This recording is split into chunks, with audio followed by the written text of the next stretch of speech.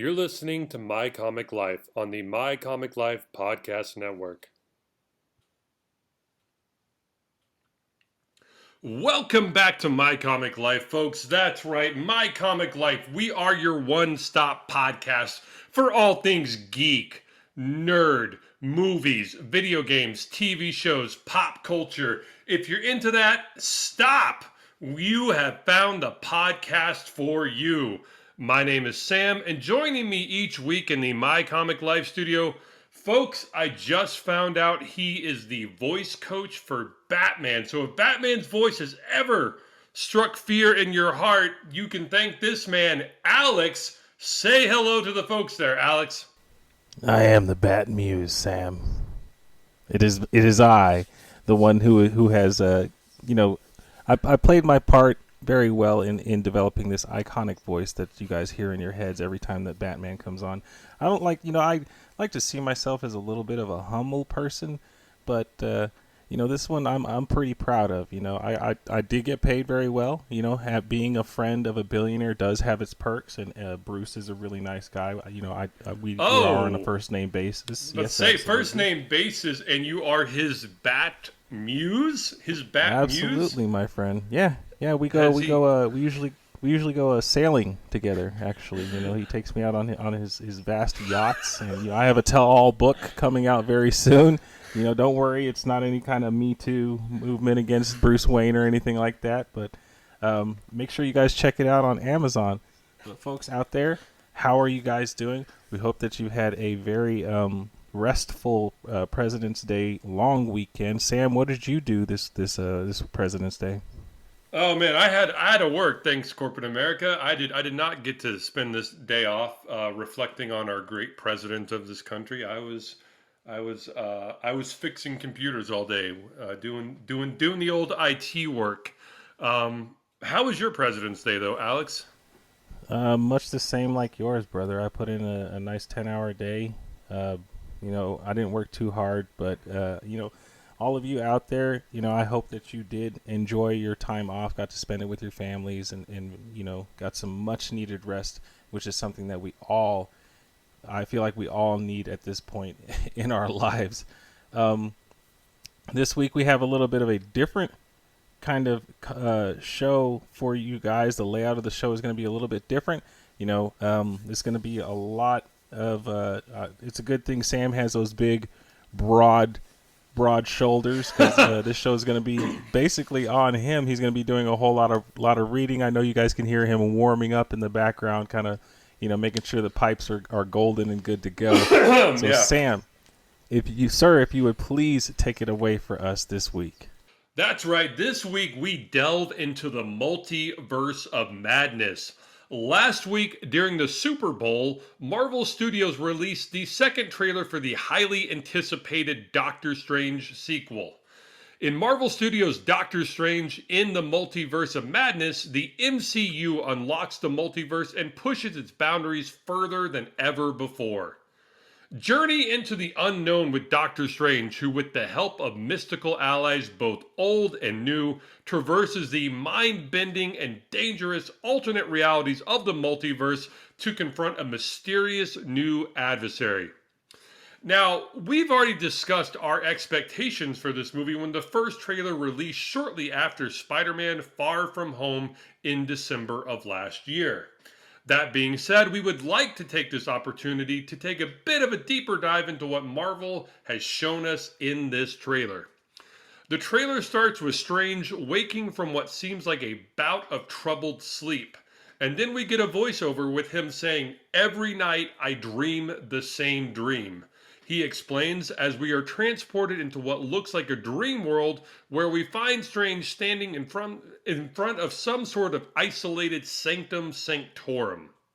As the doors to the sanctum open, the footage quickly cuts to a few brief shots, including what is rumored to be an origin story of America Chavez. Alex, what did you think of these first couple of shots here, especially because we see, America Chavez strung up in front of her signature star portals and what looks to be the demiurge, which is the embodiment of all sentient life on Earth and the original source of her powers in the comics. I mean, we are just getting an onslaught of images here in this first part of the trailer, and we're not even like a full minute in, man. To like, what do you think here?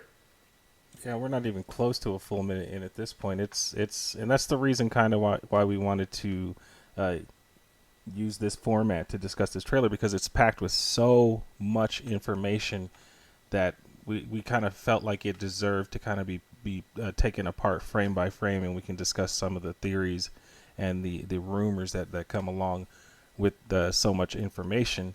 I really dug this trailer first and foremost, but to get back on point, this to start out this trailer, it's pretty wild. You see the shots of Strange walking up to this kind of isolated like um, sanctum sanctorum. You look at on the ground. He's walking. There's bones and skulls and everything. You see that at the top of the sanctum, it's kind of being like almost like ripped apart by some kind of like black ink or whatever, and it looks a lot like the one that he has in New York, but I think what they said is it has one extra floor and it's not as or it's skinnier. So I don't know if this is maybe some kind of lost sanctum, which would kind of be a really cool idea, or if this is supposed to just be kind of like he said in there, it's just a dream. They open the doors and you've got this never-ending staircase, and then like you said, it quickly cuts to a lot of really quick action shots, and before it shows America Chavez, who's kind of strung up right next to her star portals, like you said, something that is her signature power. She has these portals that she can, like, I guess they're two alternate dimensions, and she can kick them open, which is a pretty sweet power.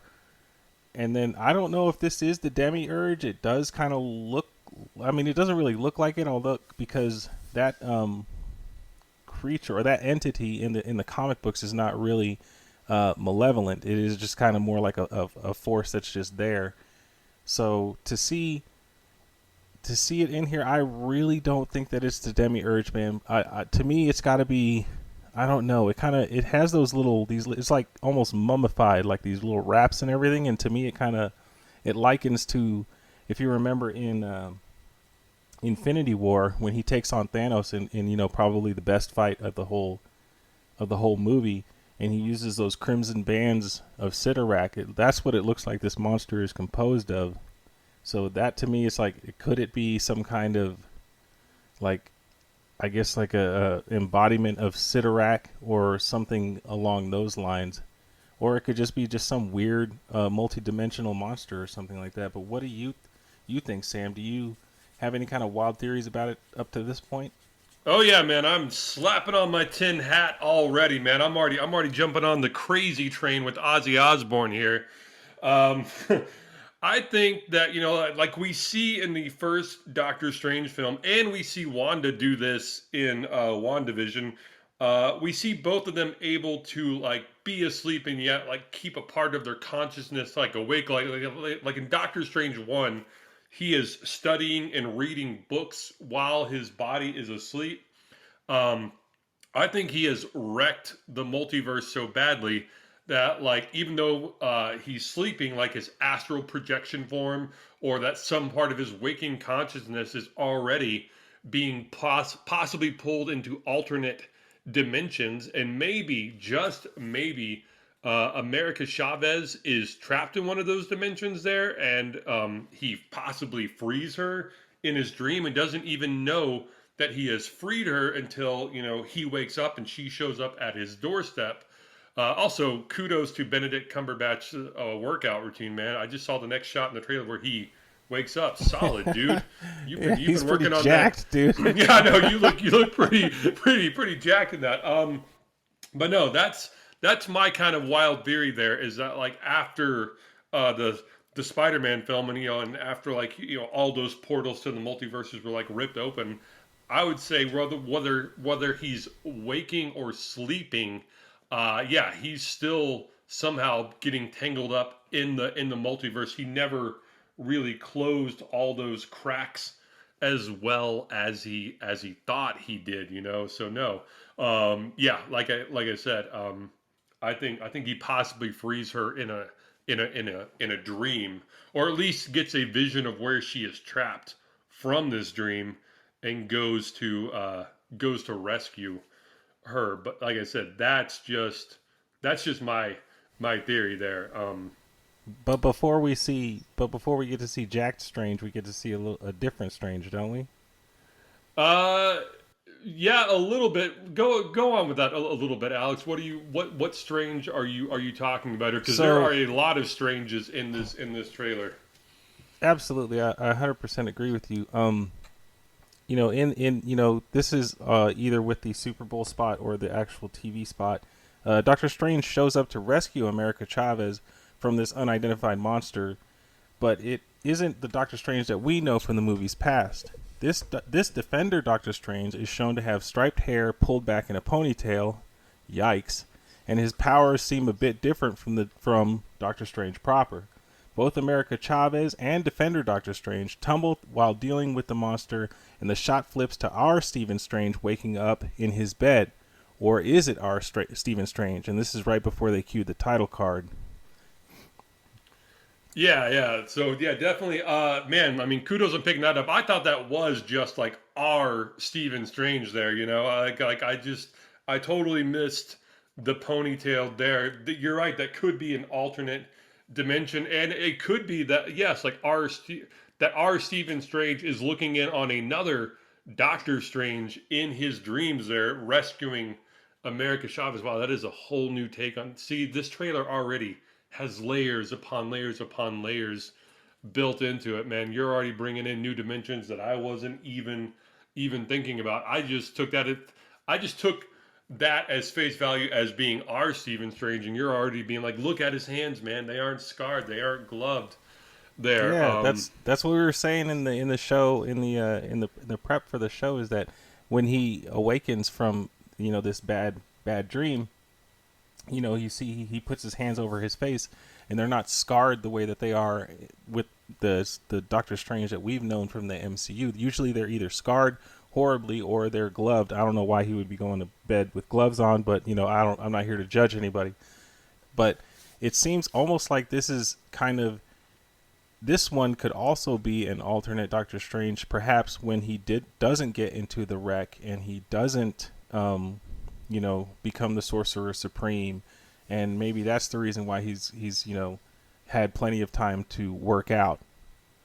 So Okay, so that's you're going kind of based off like the Marvel like what if show tying into this Doctor Strange film here. 100%. And to build off of that, Strange explains that he has the same dream over and over, and then the nightmare begins. So, and with that information coupled along with the original writer-director of Doctor Strange 2, who's Scott Derrickson, the director of Doctor Strange 1, he had hoped to introduce the character Nightmare, a villain of Doctor Strange from the comic books, in Doctor Strange 2. Now, I know that they had some kind of falling out between Derrickson and Marvel. I guess they had cited creative differences before they had brought on Sam Raimi to basically rewrite the entire story, and they started to refilm the whole movie. But what if some of those elements had kind of stayed in, and we actually get more than one main villain in our Doctor Strange movie?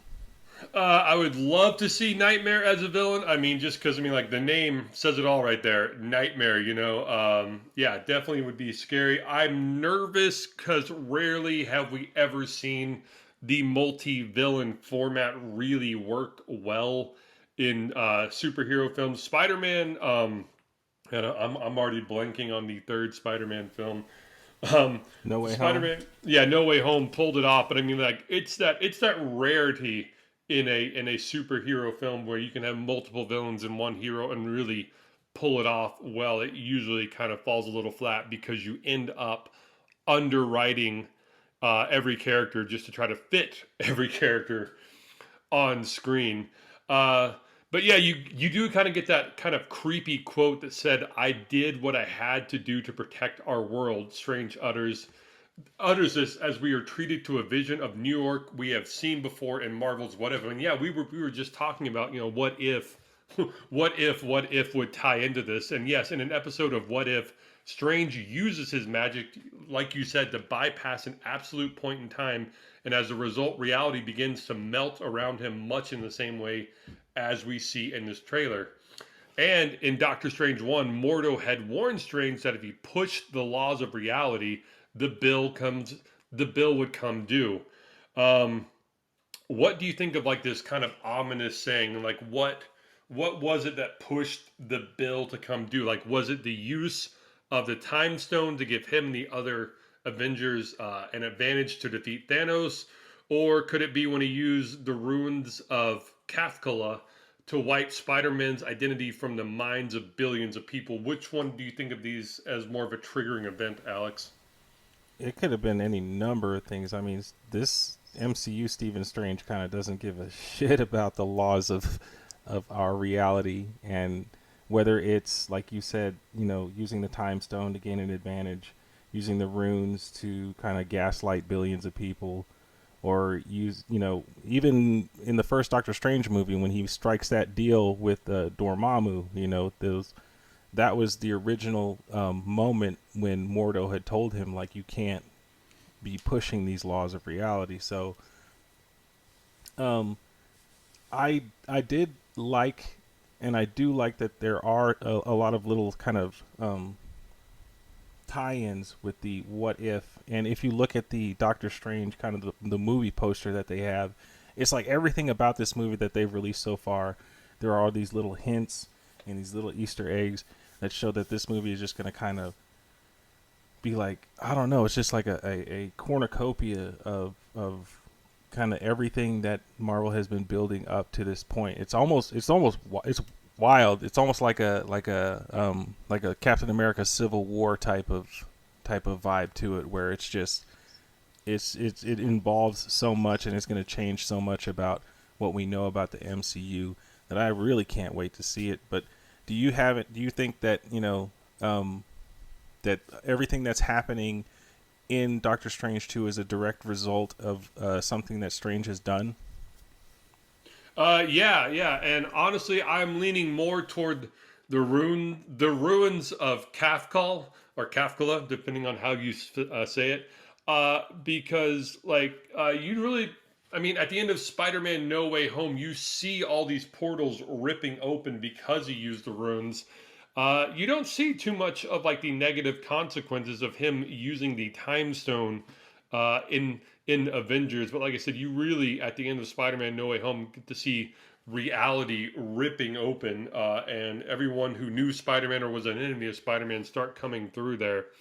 But you also brought up Mordo, and yeah, speaking of Mordo, he makes an appearance and is seen arresting Strange using shackles that are imbued with ruins.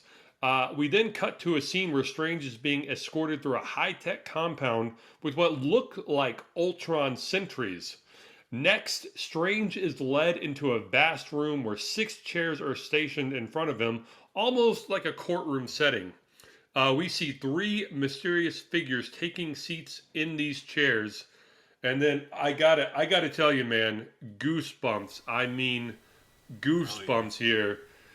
We get this voice saying we should tell him the truth, and those words have one of the biggest revelations in the MCU, because those words come from the voice of Patrick Stewart, Sir Patrick Stewart, friend of the show.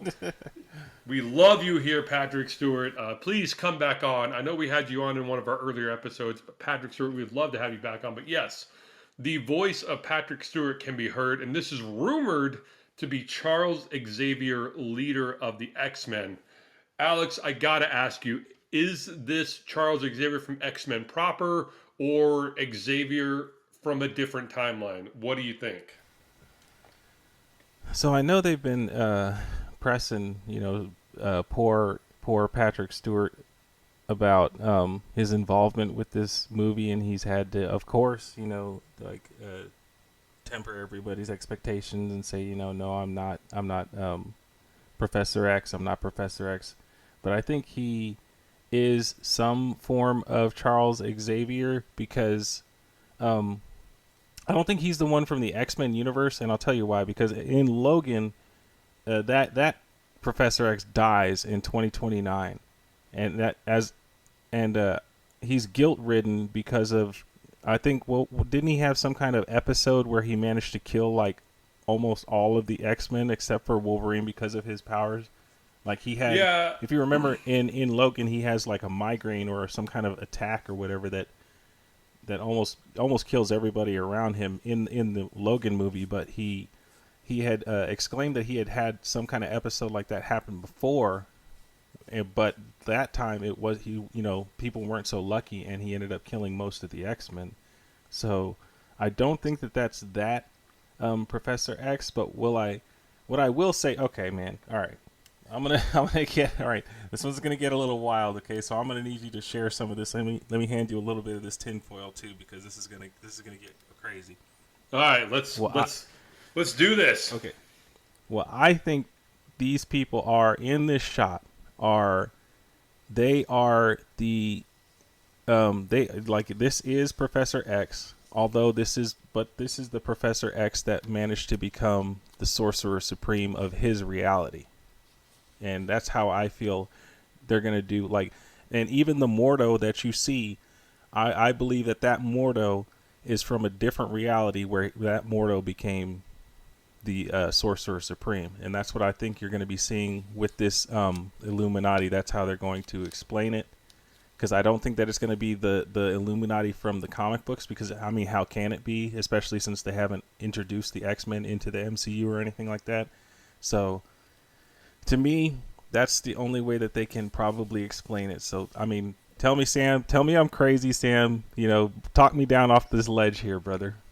All right, Alex, just take 2 steps back. We're all gonna be okay here, pal. Breathe, breathe.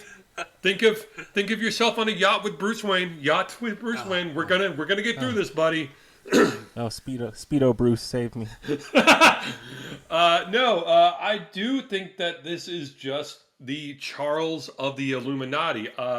You know that Charles can like project his mind, astral project himself. In fact, he has fought people upon the astral plane before, so it would be conceivable that he could possibly project himself into other realities or other parts of the multiverse. I do believe his mind is that powerful. No, I do believe that we are possibly looking at the comic book Illuminati here, and one of the multiverses that we're going to get here is this is how you introduce mutants. I mean, like, people have been waiting for mutants to be introduced into this kind of main cinematic Marvel universe, and they haven't yet.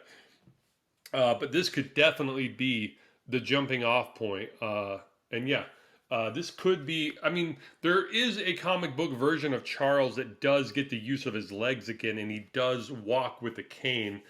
This could be that version of Charles, or it could be sort of I don't know, like a younger Charles before he was fully paralyzed, or it could be that, the Charles that is astral projecting himself walks around with a cane. Like, there's so many possibilities for Charles here. But I'm going to go the opposite spin here on you. And yes, I'm going to believe that this is Charles Xavier introducing mutants into the MCU for the first time, that this is the Illuminati. Well, it could be. It could be. I mean, even in what was the sequel? I think it was Days of Future Past. I want to say was the sequel to X-Men First Class when McAvoy can walk in that. So you could very well be right, and I could just be like totally insane. So there's always that. But let's try to fill out these chairs. Like I said, we've already got two figures seated already, and one walks with the cane, and we are assuming that one is Xavier. And then there's 2 figures on the left that are kind of blurred, but looking kind of slender. Dare I say, could this be, the introduction of Reed Richards, or, I mean, could it be could it be a alternate Black Panther? What's your bet on these 2 guys on the left? So the guy on the left, he is pretty slim, like you said, but he's not. It would have to be a really sleek Black Panther, so I don't think it's him. Even though I think he is. No, he got invited to the Illuminati, right? And I think he turned it down in the comic books. But I would love to see Reed Richards here, but obviously it wouldn't be John Krasinski because that dude is he's like he's like Jack Strange. So it definitely doesn't look like his silhouette in there. Although Reed can kind of form or shape to anything he wants.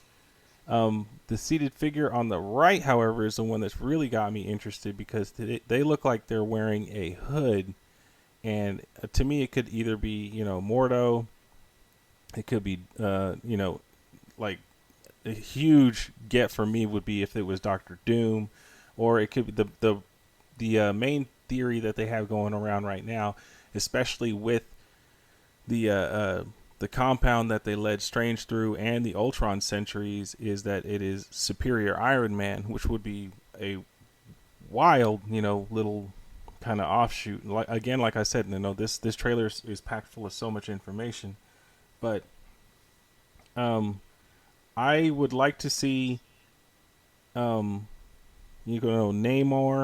I want to see Black Panther. I want to see Reed Richards. I'd love to see Tony Stark in some shape or fashion. But to me, like I said, I think that they're all going to be the different Sorcerer Supremes of their own realities and kind of meet up in this kind of nexus type of reality. But Sam, do you have any theories on who the figure is on the left, who the hooded figure is on the right, and who else do you think could be a member of this Illuminati in the MCU?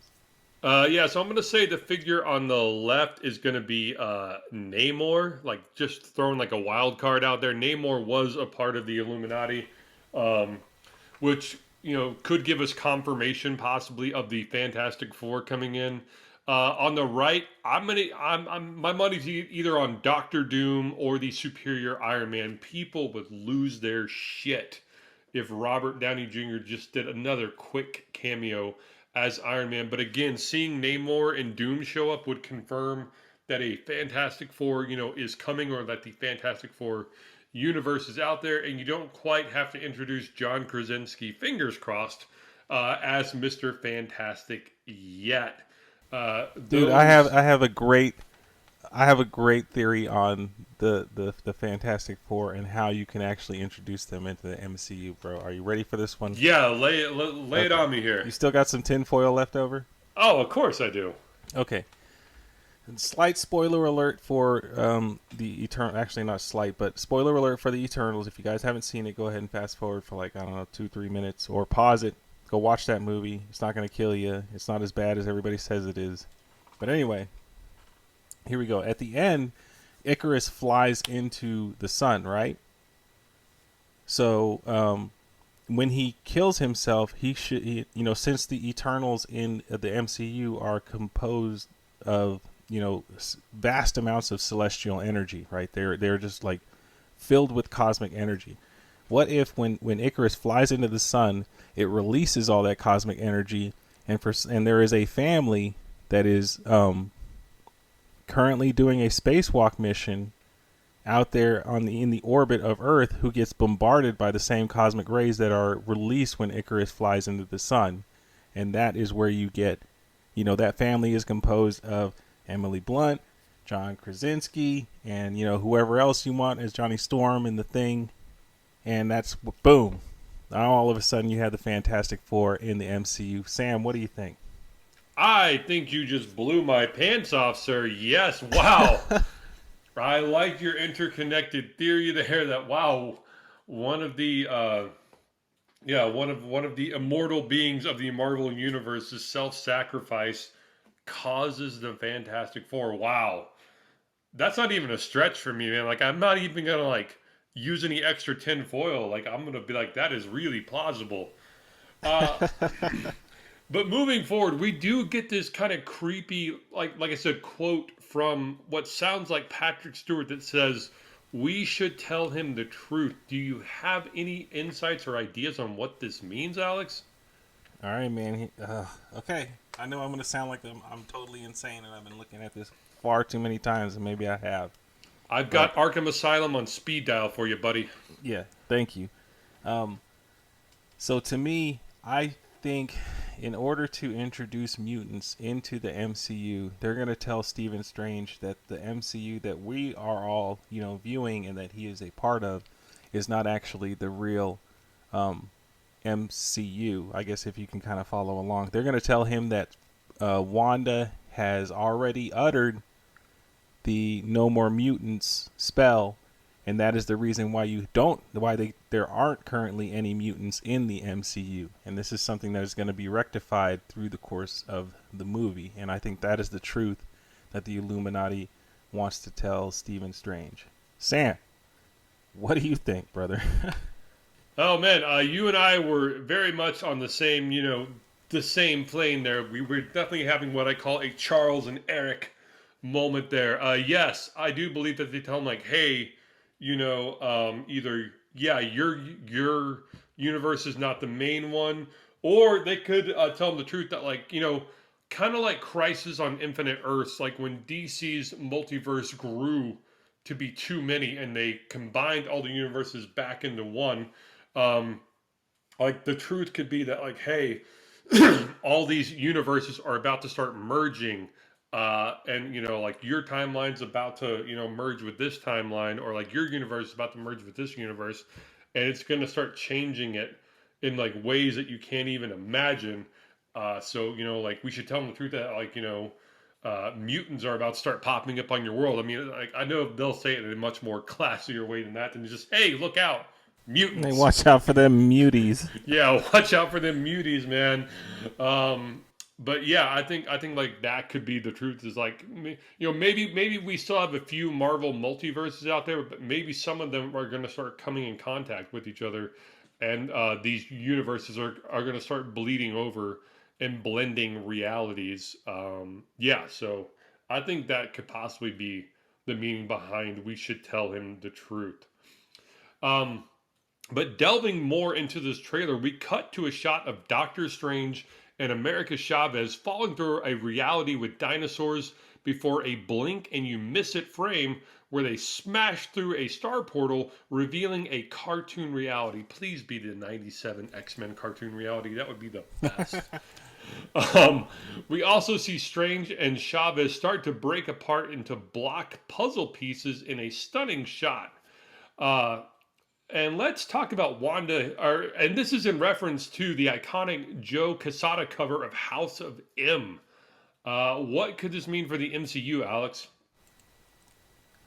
Oh man, if it like I said, if it does tie into the House of M, then we are basically confirmed that by the end of this movie, the consequences of this movie will be that mutants either awaken in the MCU or they are there's something's going to happen where either Wanda's going to release the spell or something's going to happen to Wanda where mutants are basically going to be, I guess, like I said, released into the MCU, and we'll get kind of a retcon on some scale, probably a massive scale, that will go back and just kind of mesh both the Fox universe and the Marvel cinematic universe. But Okay, whoa. Hear me out here. I was just hearing you, and I just had a Keanu Reeves like, whoa, mind blown moment there, man. What if Wanda doesn't utter the no more mutant spell? What if she like utters a spell that's like mutants awaken, and she awakens the mutants in the MCU? Like what if they've like what if part of that personality or like that part of them has been like asleep all this time, and kind of like a reverse House of M ending, Wanda wakes up all the mutants, man. Like that would be mind blowing. Like I'm getting goosebumps just thinking about that. so do you think like it would be something where she would be able to cast this massive spell, or because in the trailer you do see shots of her attacking this Illuminati compound, which is, I mean, that's what I'm calling it for right now because I don't know. But do you think perhaps maybe this Illuminati is the reason why there haven't been any mutants in the MCU? Like maybe that's the truth that they're going to tell him, is like they're trying to hold back on because the mutants are too, some of them can be too powerful, and you know, but with Wanda attacking the compound, she breaks apart the Illuminati, and then, like you said, releases the mutants into the universe. Wow, that's a whole nother take there. God, man, like you're just like blowing my mind tonight. But let's talk about Wanda. I mean, she tells Strange in this trailer, when you break the rules, you become a hero. I do it, I become the enemy. That doesn't seem fair. And then we get tons of quick cuts, but we notice two Wandas interacting in what looks like the Westview house from that oh so amazing Disney Plus show WandaVision. Oh my god.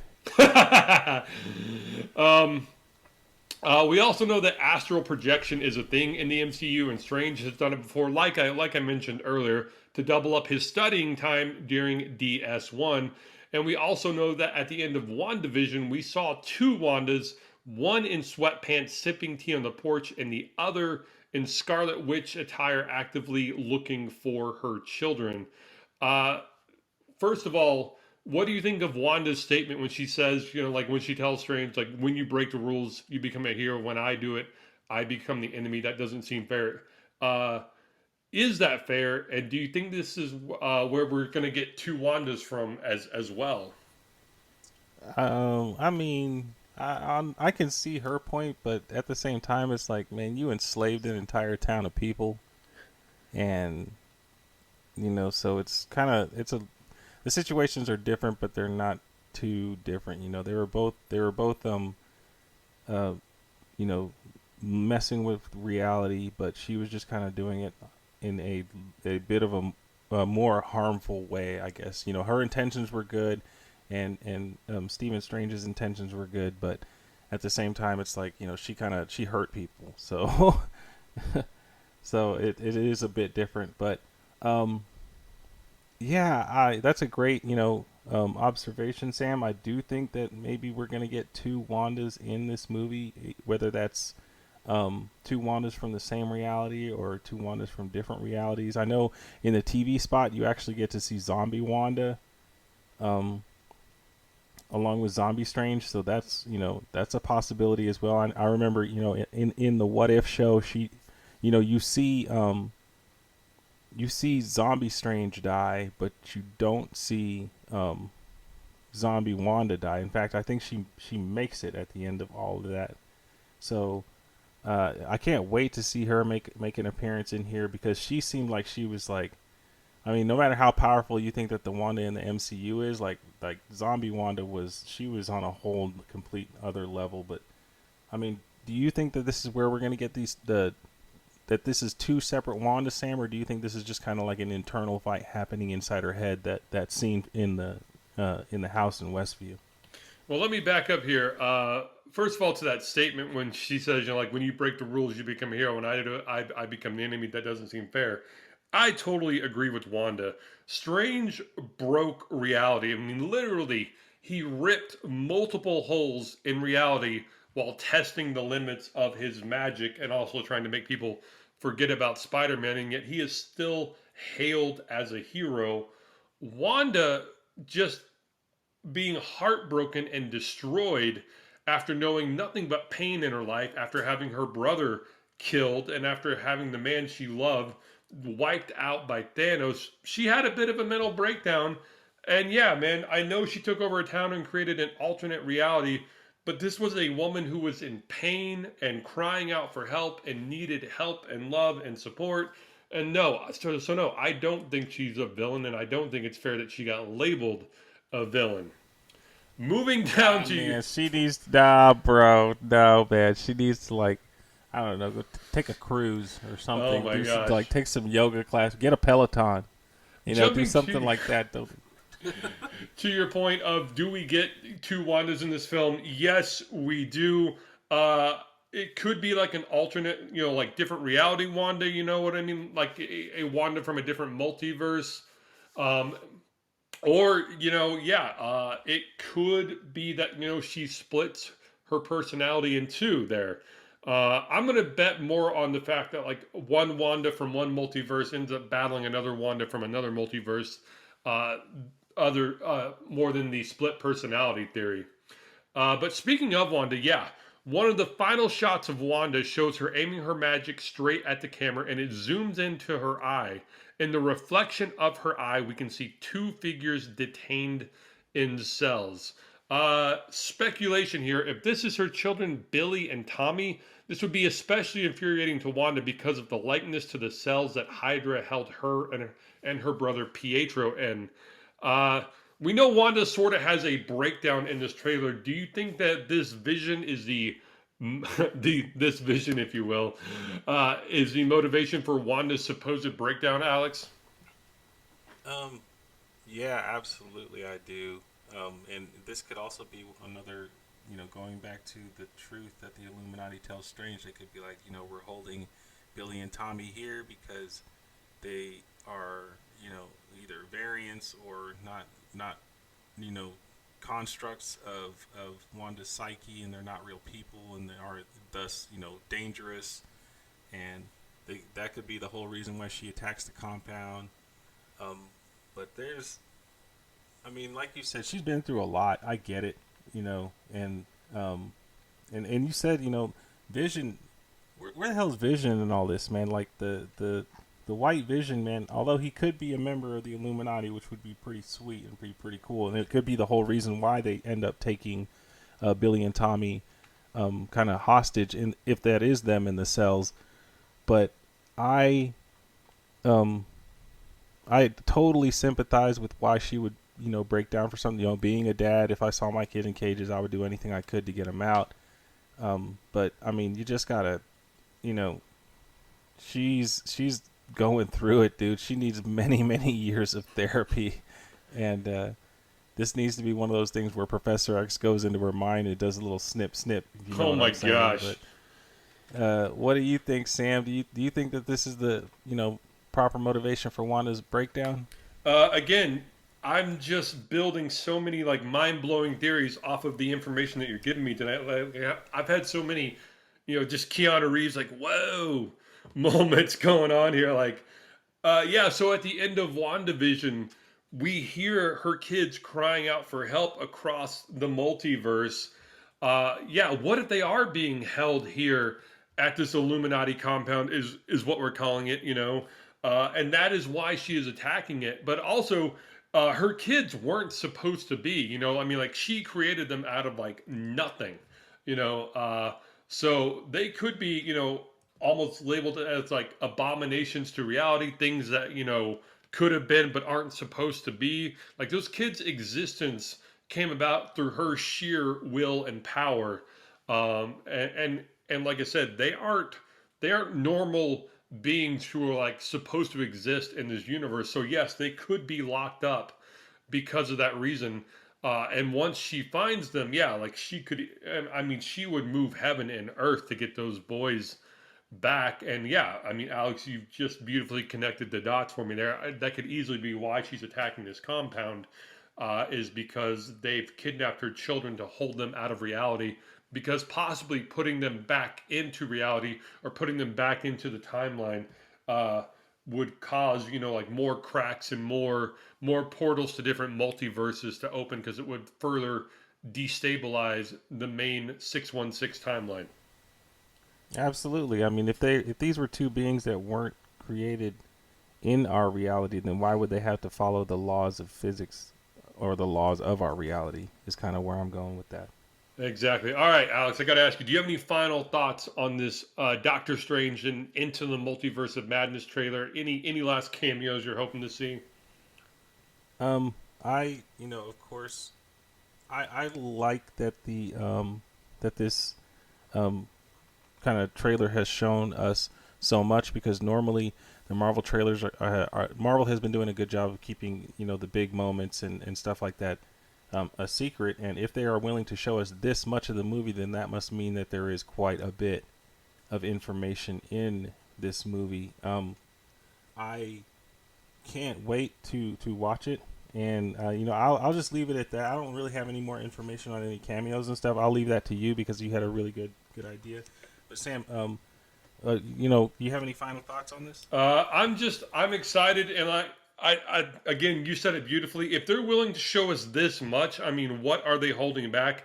And you know me, usually I'm always the first one to bitch and moan on this show about how trailers spoil the movie. Like the movie gets spoiled in the trailer, but this trailer, even though it shared so much, still had me guessing, still had me wondering, still had me so curious as to what this movie is fully going to be about. So kudos to Marvel, you did not spoil the movie for me in this trailer. I know I brought this up in past episodes, but I'm just a huge fan of this man. Um, and I know Sam Raimi is going to put him in his film. He puts him in all of his movies. Bruce Campbell. I just cannot wait to see the Bruce Campbell cameo. And my gosh, I sincerely hope it's Ash reading from the Necronomicon and like Strange making some sarcastic comment about how like he should not be reading from the Book of the Dead. Just some interaction between Ash and Doctor Strange would just, I mean, just tickle my inner fanboy, and I would be squealing. Just tickle that And tickle that fanboy pickle. yes, and I would just be squealing and have like the biggest shit-eating grin on my face in the theater if that ever happens. But hey, folks, let us know down in the comments, what are your wild theories? You know, like what crazy thoughts do you have about Doctor Strange and Into the Multiverse of Madness? We'll let you know that yes, Doctor Strange in the Multiverse of Madness releases in theaters May 6th, and make sure you keep it locked here on My Comic Life, and we'll provide you with any and all information pertaining to Doctor Strange Into the Multiverse of Madness. Whew! Alrighty, folks. Moving You from did all pretty good. You did good, Sam. You did Thank you, good, sir. brother. Thank Get you. yourself a little shot of whiskey there. Oh my gosh. All right. Moving from all things strange and maddening, we're going to jump over to the more peaceful DC side of things. That is right. Spoiler alert here. We're going to start talking about the awesome TV series on HBO-Max right now, Peacemaker. So I'm going to give you that 4, 3, 2, 1 spoiler alert. We are covering the first episode of Peacemaker here, and we are going to cover it in 4, 3, 2, 1. All right, folks, let's find some peace here. If you haven't seen the first episode of Peacemaker, again, I'm telling you, pause the podcast here, log into HBO Max, watch Peacemaker, come back and start the podcast. Because, like I said, we are going to find some peace here today. Peacemaker is an American television series created by James Gunn for the streaming service HBO Max and is based on the DC Comics character Peacemaker. It is the first DC Extended Universe television series and a spin-off from the 2021 film The Suicide Squad. Set after the events of the film, the series further explores the jingoistic killer Christopher Smith / Peacemaker. Alex, what were your initial thoughts on this show? Who else from the Suicide Squad could have or should have gotten their own spin-off show? As far as my thoughts going into this show, I thought that I was pleasantly surprised by how good this first episode was. And let me tell you why. I thought that this was going to be a bit corny, just because, and I don't really know. I'm no James Gunn. He hasn't really failed us yet, but it's like a lot of the times his projects, if you just take them at face value, they seem a bit corny. Like a Peacemaker show, like this guy was an ass in kind of the in the Suicide Squad. He was like the heel of the film, the one you rooted against, the non-likable character. And I thought that this show, not necessarily that it was going to fail, but that it wasn't going to live up to kind of his like the rest of the movies that he has in his arsenal. And I'll tell you, I feel exactly the same about the Guardians of the Galaxy Christmas special. And I'm prepared to be pleasantly surprised with that as well. But it's just a lot of these projects that he undertakes, they seem like they shouldn't work, but because he is James Gunn, they do work. So I'll give him that for sure. And this first episode was great. Now, who else could have gotten their own spin-off show? I would have liked to see, I guess it would have been really boring, but King Shark, that would have been pretty funny. You'd have to pair him with someone, I don't know who. but it would be great to see that. Also, was it TDK, the detachable kid? Just because Nathan Fillion, Yep, friend of the show, Nathan right? Fillion. Friend of the show, Nathan Fillion. He's always leading man material, and he'll get you 2 seasons at the very least. So those two for sure could have gotten their own spinoff show. But Sam, I kick those questions back over to you, brother. Uh, I've always been a big fan of John Cena, whether it was in the wrestling ring or on the big screen. So uh, I was nervous. I saw the potential this show could have, and I was just fingers crossed. I was just nervous and hoping they could pull it off. But I was also very excited to see the show. Couldn't wait for it to premiere. So definitely just like, but yeah, James Gunn proved himself when he took the obscurity that was the Guardians of the Galaxy and made them a household name. I had total faith that he could again do this with Peacemaker, but I just like you, I was a little nervous. I just didn't know. Um, but it definitely seems to have paid off. This has been a really great and fun show to watch. Who else could have gotten their own spinoff show? Again, you and I are like we should go buy lottery tickets, for how in sync we are tonight.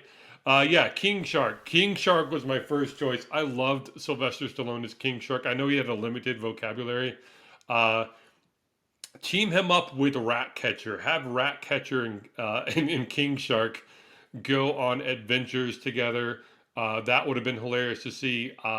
Minor spoiler here: if you haven't seen the Suicide Squad, I mean, it gets spoiled in the first episode. Uh, but show me the resurrection of Rick Flag, and have him, Man, you know, leading, just leading a squad against, some new terroristic threat. I could have easily watched that and been totally happy. But yeah, King Shark and Ratcatcher, or seeing Rick Flag brought back, that would have been a spinoff show I would have watched. But focusing on Peacemaker here, the first episode was written and directed by friend of the show, James Gunn. We love you, yes, James. sir. And premiered January 13th and is titled A Whole New World. 5 months after his mission with the Suicide Squad in Corto Maltese, Peacemaker has recovered from the injuries he suffered there and is discharged from the hospital. Upon returning to his trailer home, Smith is confronted by a group of Argus agents consisting of Clemson Mern, Amelia Harcourt, John Economos, and newcomer Leota Adabo, sorry. Out of bio. Adebayo. Oh man, I'm so sorry. I butchered that last name there. Adebayo. Leota Adebayo. Mern Apologies gives to the him fictional character. yes, apologies to the fictional character. Mern gives him the choice of returning to Belle Reve Prison or joining a new mission dubbed Project Butterfly. Smith reluctantly accepts the latter. Smith then visits his father, Augie, to retrieve his pet bald eagle, Eagly, and acquire a new outfit.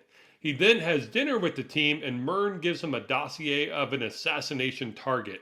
Smith later attempts to flirt with Harcourt in a bar, but is rejected and instead goes home with a different woman at the bar.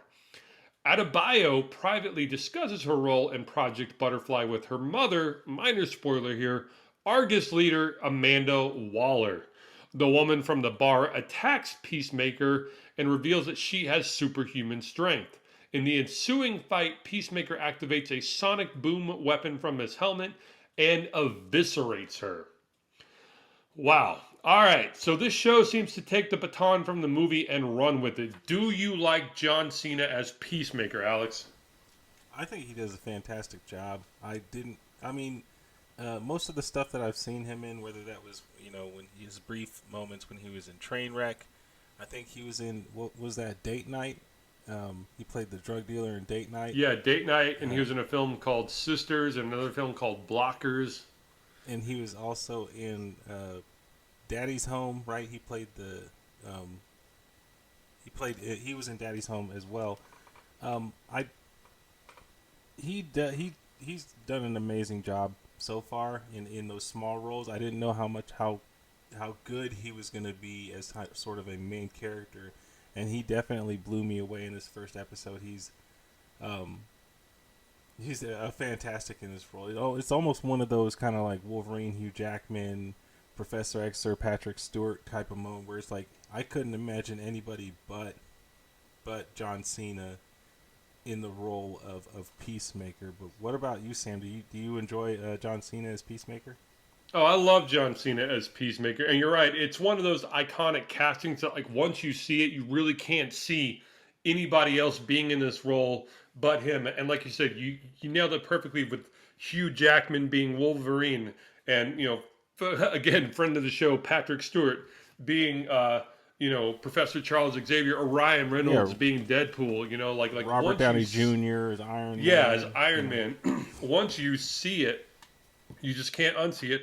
And I mean, my kudos and hats off to John Cena to his commitment, to both promoting the movie and the show. Every interview I've seen John Cena on in like the last, I would say, 8 to almost 12 months, almost a year, he is always, whether he's on Kimmel, whether he's on the Drew Barrymore show, whether he's on Stephen Colbert, he always shows up wearing that Peacemaker outfit, and he is doing nothing but either promoting the Suicide Squad film or this Peacemaker TV show. And I mean, like, hats off, because like rarely do you see people show up in costumes to do these interviews. And I mean, like, he just shows up to every show in full costume and is just promoting his brand as Peacemaker, and that shows dedication and that shows commitment. uh Next up, though, the cast seem like they have very little in common. What do you think of the cast in this first episode? Who is your favorite character from the show so far?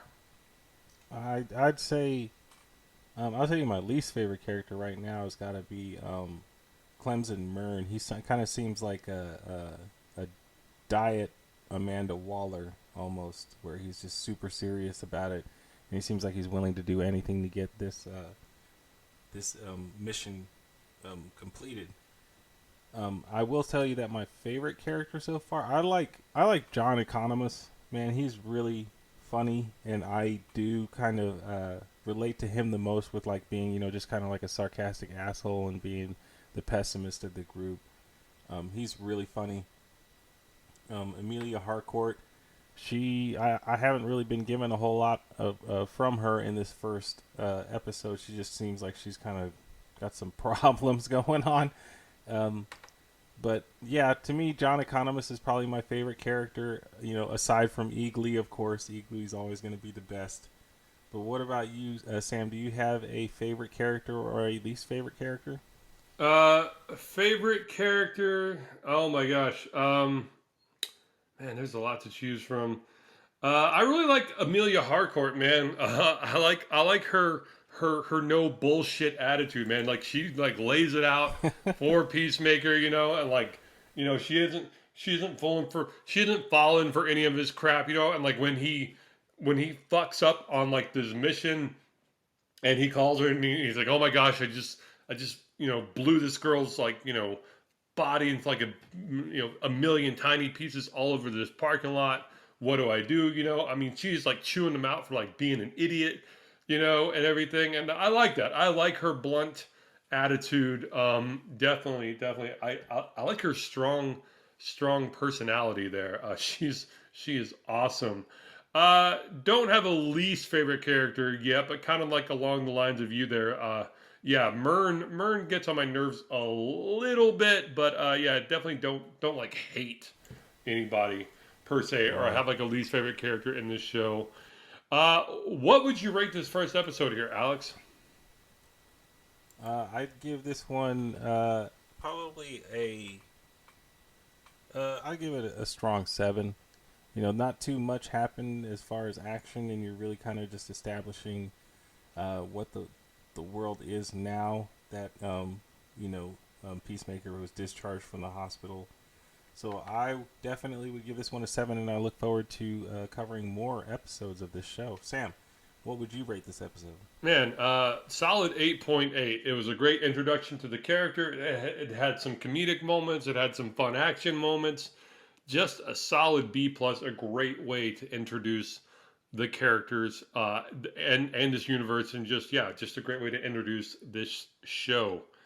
Uh, any final thoughts on Peacemaker, Alex? I hope to see more of the janitor that sells weed. Sam, take it away. I hope to see more of Eagly. Man, Eagly was actually cracking me up, even though he has no lines. Um, but yeah. All right, folks, this wraps up another great episode of My Comic Life. Please continue to like our Facebook page. That really helps grow the show. Get your friends, get your neighbors, get your obscure relatives just to click that like button on our Facebook page. We have a YouTube channel as well. Just search My Comic Life on YouTube and look for that oh so beautiful, oh so dazzling, oh so amazing My Comic Life logo. And again, please click that subscribe button. That really means a lot to us. And again, it really does help grow the show. Hey, if you have any ideas for the show, if you want to hear us talk about Star Wars more, if you want to hear us rank our favorite, DC superheroes or our favorite Star Wars movies, or if you want to hear us, do more hot topic debates on, kind of hot points in the Star Wars or Star Trek universe, or if you just want to give us your general thoughts on the show, drop us a line at realmycomiclife@gmail.com. That email address is all one word, and again, it's realmycomiclife@gmail.com. And speaking of our wonderful My Comic Life audience, it's time to shout out our My Comic Life fan of the week. Our My Comic Life fan of the week is Jenny Cook from Bardstown, Kentucky. Jenny Cook, we salute you. Thank you so much for subscribing and liking our show. Jenny Cook, you are our My Comic Life fan of the week. Again, salute to you. Salute to you, Jenny. Thank you very much for listening to the show, for liking, subscribing, and for tapping that notification button down there so you guys can make sure to definitely listen in when we premiere our episodes. Yeah, definitely. Yes, excellent point there. Yeah, don't just subscribe to our YouTube channel, but yeah, hit that alert button so you'll be first to know when new episodes are about to drop. Oh man, again, apologies to Kevin Smith. I'm sorry, we just ran out of time. We will try our hardest to get you on next week. But congrats on your 50th run up Runyon Canyon. Saw you post that on social media today. Congrats to you, Kevin Smith. But again, apologies. We just ran out of time. All right, folks, that wraps up our show here. So as always, ditch the herd, be a nerd. Stay strong out there, my friends.